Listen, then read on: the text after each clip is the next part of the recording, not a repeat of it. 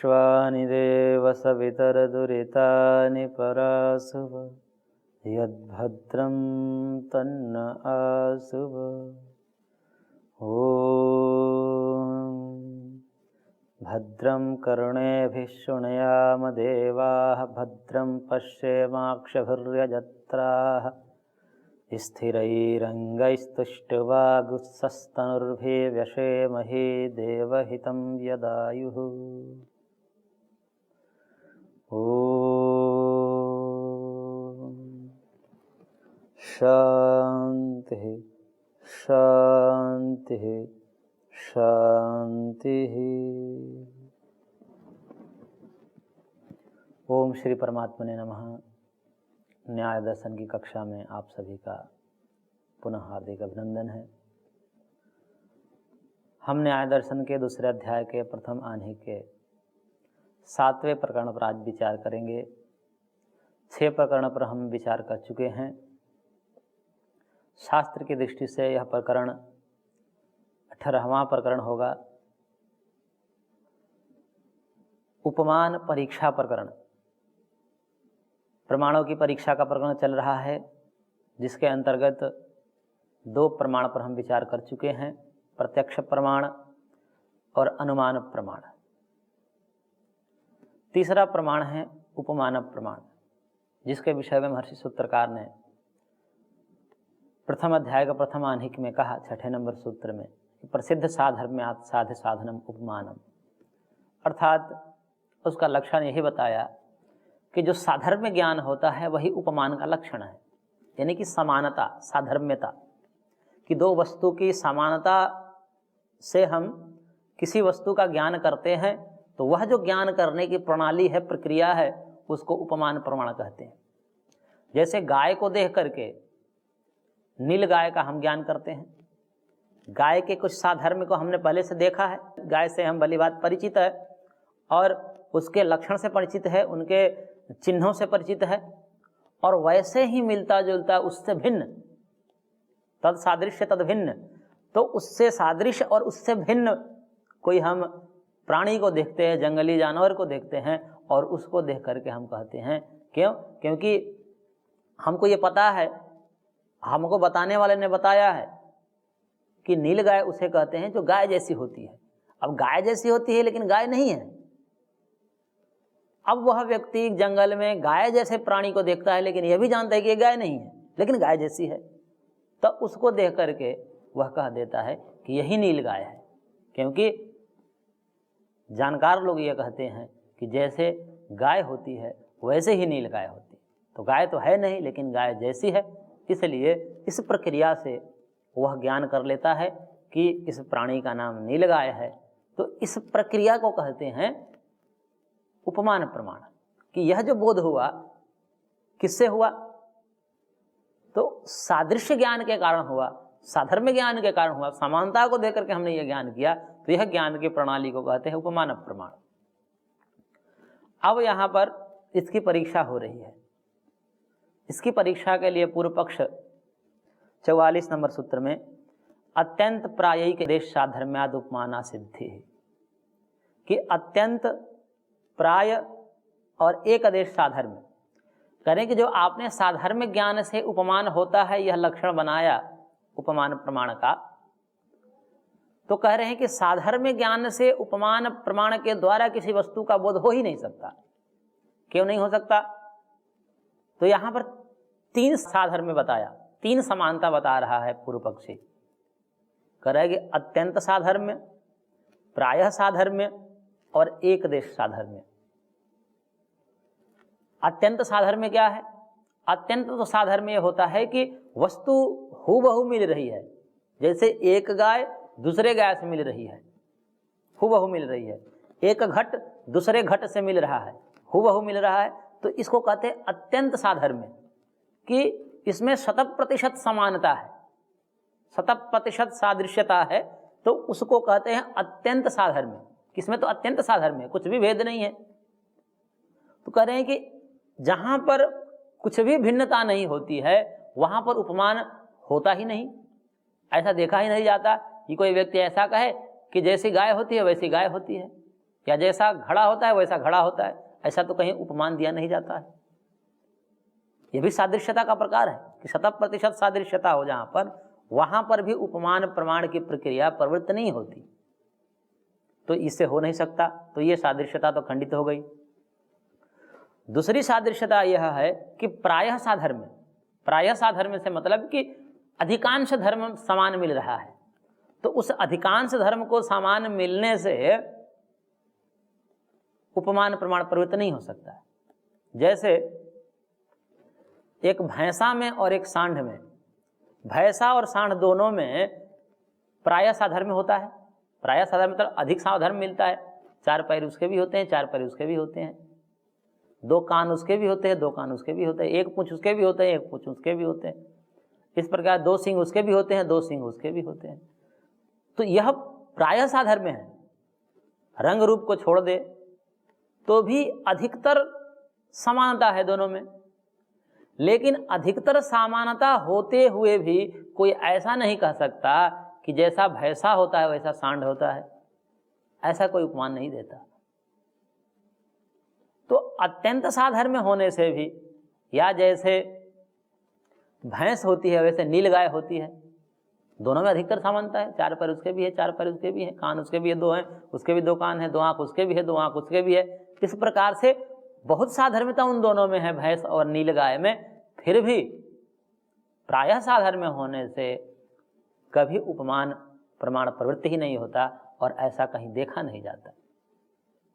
तो जब अत्यंत साधर्म्य से उपमान प्रवृत्त नहीं हो सकता, प्रायः साधर्म्य से उपमान नहीं हो सकता, तो फिर एक देश के साधर्म्य से तो कहना ही क्या, हो तो उपमान बनेगा ही नहीं।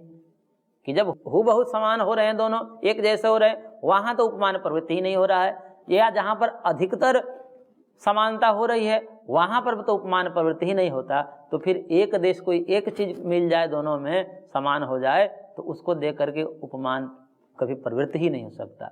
इस प्रकार से जब तीनों ही प्रकार से प्रवृत्त नहीं हो सकता, तो ये कहिए कि उपमान प्रवृत्त ही नहीं हो सकता।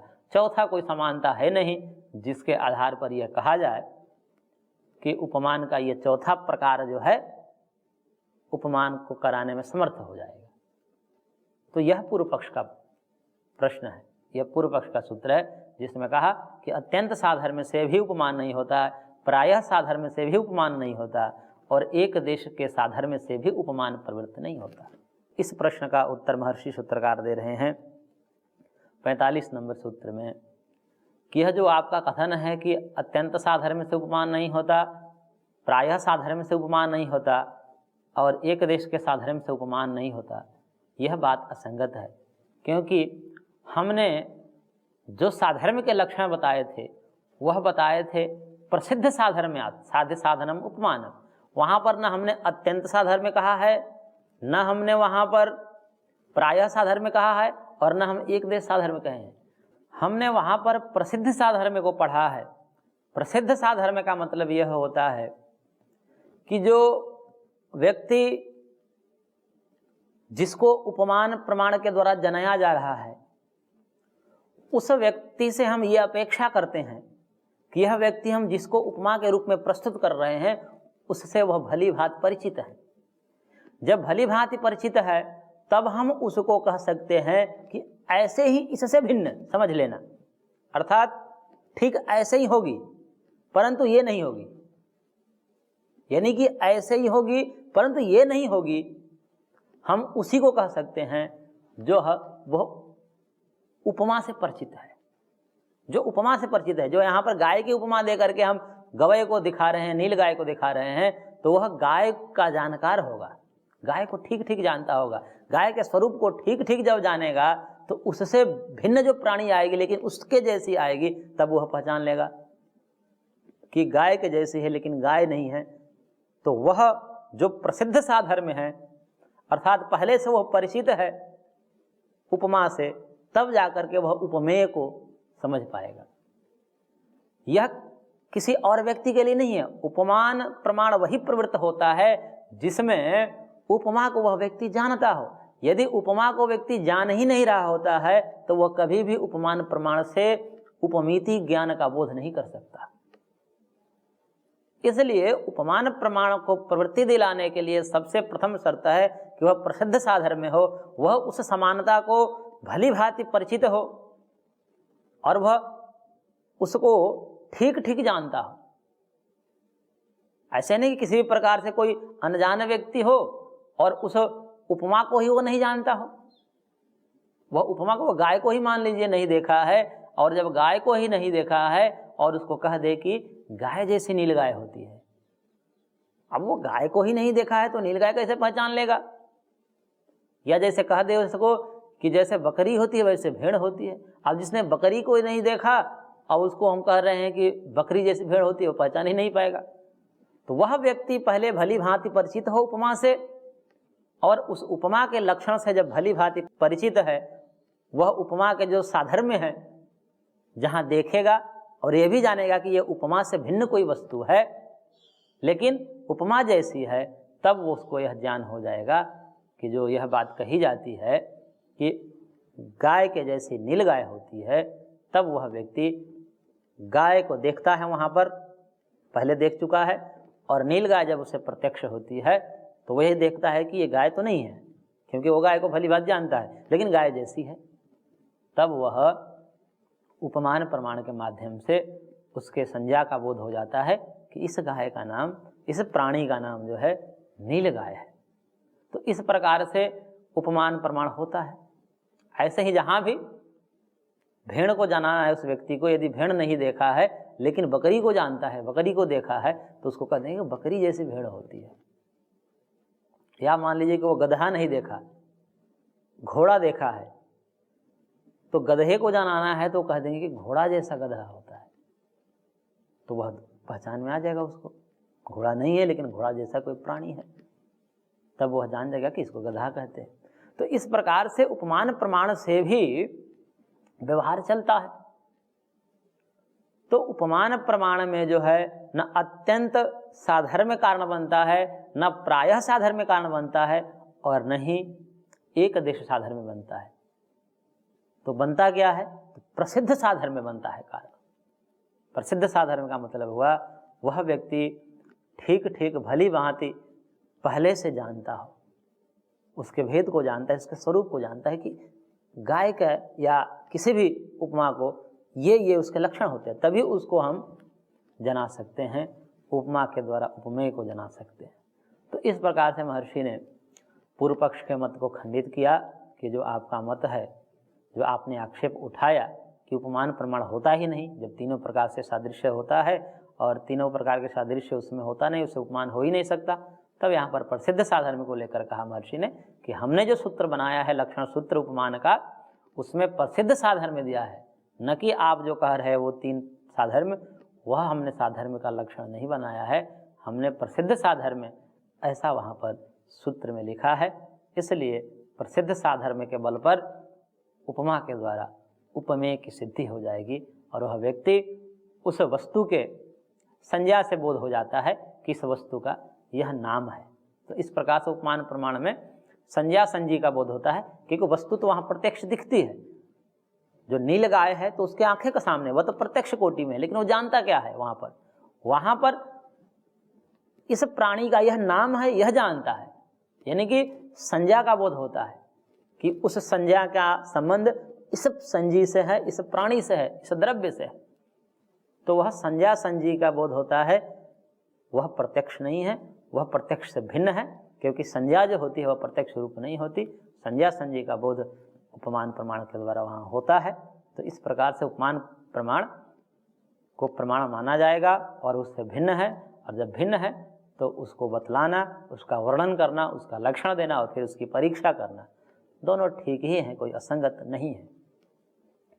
अब यहाँ पर एक प्रश्न उठता है पूर्व पक्ष के मस्तिष्क में कि यह जो आप कह रहे हो उपमान प्रमाण, जिसको कि उपमान प्रमाण यथा गौ तथा गवयः, इस प्रकार से प्रत्यक्षेण अप्रत्यक्ष सिद्धे है, प्रत्यक्ष के द्वारा अप्रत्यक्ष की सिद्धि होती है। कहने का तात्पर्य उसका यह है कि वह सीधा सीधा यह कहना चाह रहा है कि जो प्रत्यक्ष के द्वारा अप्रत्यक्ष की सिद्धि होती है वह अनुमान का लक्षण है। अनुमान कैसे होता है? प्रत्यक्ष को देख करके अप्रत्यक्ष का ज्ञान होता है।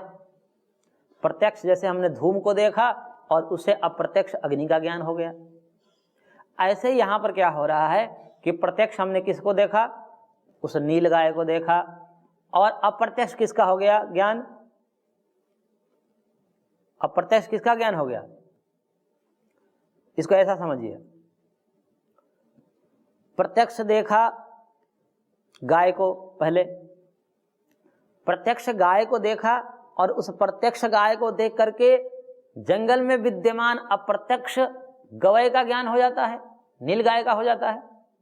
ऐसा पूर्व पक्षी कहना चाह रहा है, क्योंकि उधर से करेगा तो फिर पकड़ा जाएगा। वह ऐसा सोच रहा है कि प्रत्यक्ष हमने गाय को देखा, क्योंकि आपके मत में जो जानकार व्यक्ति होगा उपमा से, वही तो उपमेय का ज्ञान करा पाएगा। अब वह प्रत्यक्ष देखा गाय को, और उस प्रत्यक्ष देखे गाय से जंगल में जो अप्रत्यक्ष है अभी दिखाई नहीं दे रहा है, जब जाएंगे तब होगा जंगल में, तो अभी गए नहीं है, लेकिन उसका हमें ज्ञान पहले से ही हो गया कि जैसे गाय होती है वैसे नहीं लगाया था, हमको ज्ञान हो गया। तो यह जो प्रणाली है, यह जो प्रक्रिया है, यह तो अनुमान प्रमाण की प्रक्रिया है कि प्रत्यक्ष के द्वारा अप्रत्यक्ष को जानना अनुमान प्रमाण कहलाता है। जैसे प्रत्यक्ष धूम को देख करके अप्रत्यक्ष अग्नि का ज्ञान करना, यह अनुमान कहलाता है। यही आपने अनुमान की प्रक्रिया बताई है। तो यही प्रक्रिया घटित हो रही है उपमान प्रमाण में, और जब यही प्रक्रिया घट रही है तो इसको आप अलग क्यों मान रहे हो? इसको अनुमान में ही अंतर्भावित कर दो, इसको अनुमान के अंतर्गत गिन लो। जब अनुमान के अंतर्गत गिनोगे तो अनुमान की परीक्षा पूर्व में हो चुकी है। इसको अतिरिक्त फिर इस प्रसंग को उठाना और अतिरिक्त उपमान प्रमाण को जो है अलग प्रमाण मानना, तीसरा प्रमाण मानना ठीक नहीं है। तो यह प्रश्न है पूर्व पक्ष का। अब पूर्व पक्ष का प्रश्न समझ में आ गया। अब इसका खंडन कैसे हो सकता है? क्योंकि पूर्व पक्ष ऐसे ही मनाए जाते हैं कि जो मुख्य चीज है, जहां पर सीधा सीधा लक्षण, वहां पर से दृष्टि को हटा करके अपने हिसाब से उसको ढाल देना और इस प्रकार से माहौल बना देना वहां पर कि सुनने वाले को लेकर बात तो सही कह रहा है। अब यहां पर सुनने वाले को यह लग रहा है कि बात तो सही कह रहा है, कि यह तो प्रक्रिया अनुमान की है कि प्रत्यक्ष को देख करके अप्रत्यक्ष का ज्ञान करना, यह तो अनुमान की प्रक्रिया है। और जब अनुमान की प्रक्रिया है तो अतिरिक्त तीसरा आप प्रमाण के रूप में उपमान को क्यों कह रहे हो? इसको तो उसी में अंतर्भावित कर दो। जब अनुमान हो चुका तो अलग से क्यों कह रहे? कुछ भिन्नता होनी चाहिए, तभी तो अलग प्रमाण होगा।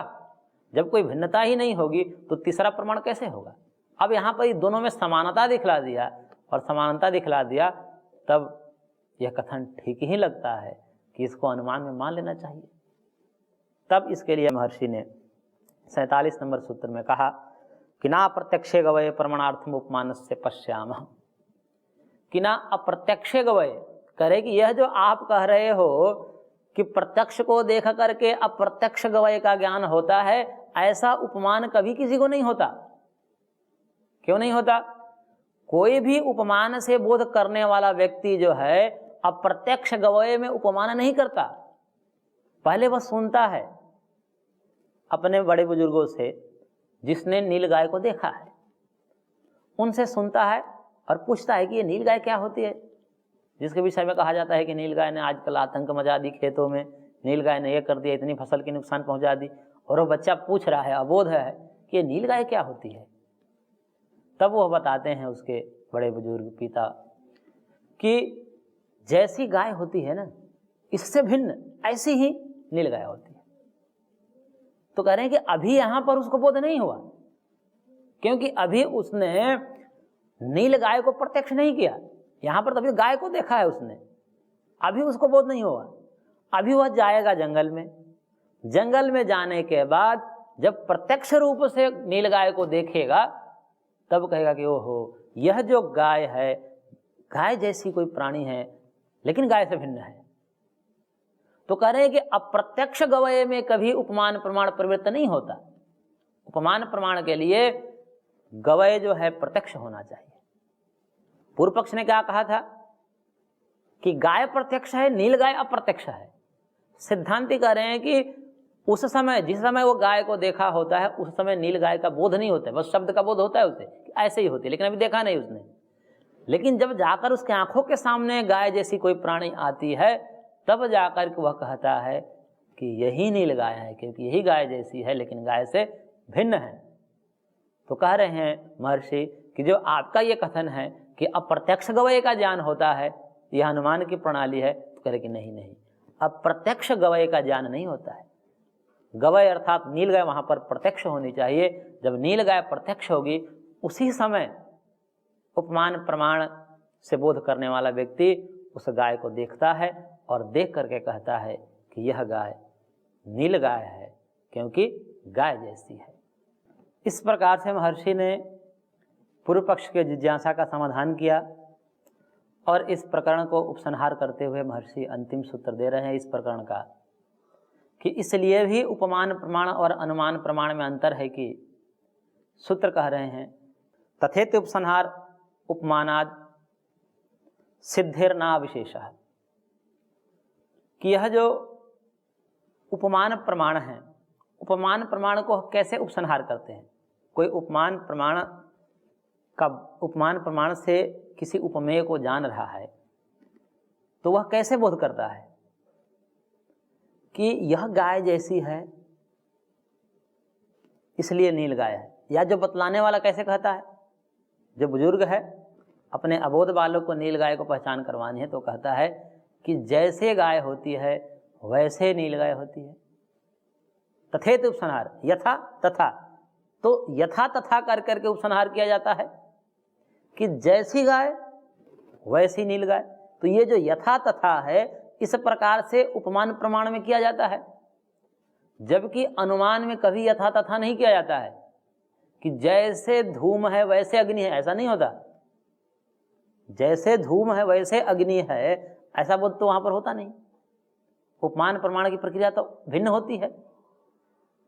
तो उपमान प्रमाण में यथा तथा करके किया जाता है, जैसा यह है वैसा यह है, और अनुमान प्रमाण इससे भिन्न होता है, यथा तथा का व्यवहार वहां पर नहीं होता है।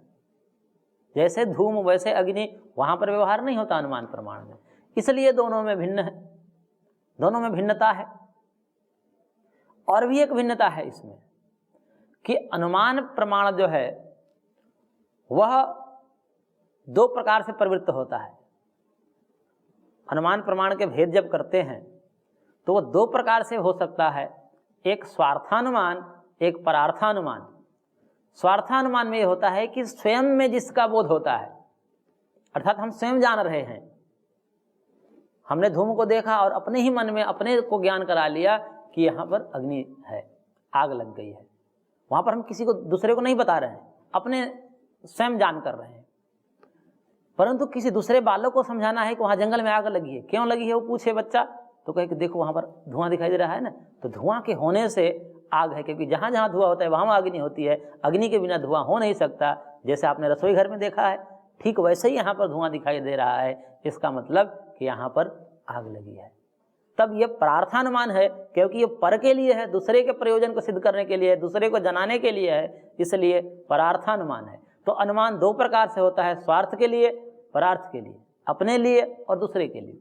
परंतु उपमान कभी भी दूसरे के लिए होता है, परार्थ होता है। उपमान कभी स्वार्थ नहीं होता, उपमान केवल परार्थ होता है। और परार्थ होने से उपमान में और अनुमान में अंतर है।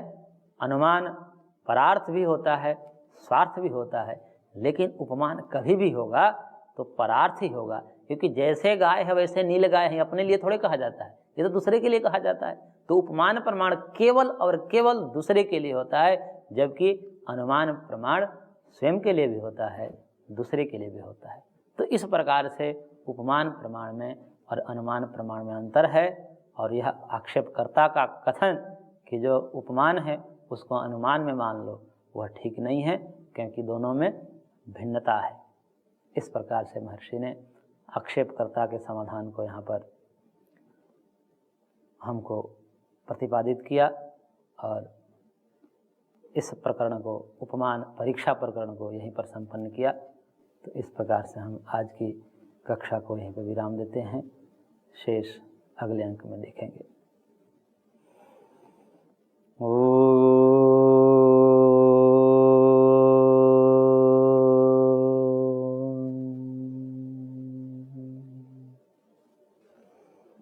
शांति शांति शांति।